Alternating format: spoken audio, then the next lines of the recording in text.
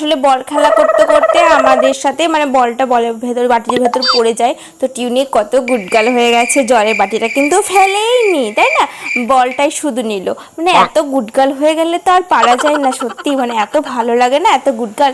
ও বাটি কোথায় ফেলেই না। কি করলি তুই এটা? তোলা আমি সুনাম করছিলাম, তুই বাটি জলটা ফেলে দিলি? কি রে, হায় ভগবান। এই যে সুনামটা আমি তোমাদের সাথে করেছিলাম না, সেটা তুলে নিলাম। মানে আমি সত্যি ভাবতে পারিনি যে ও জলটা ফেলে দেবে।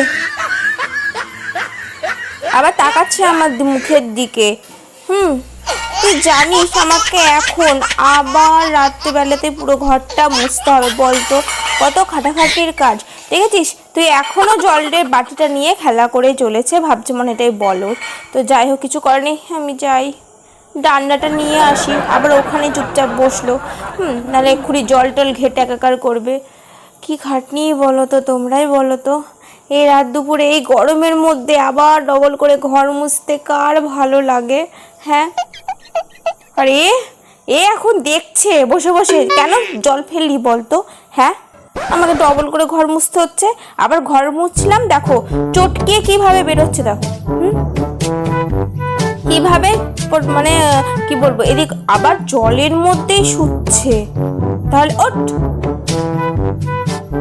জলের মধ্যে কেউ শয়?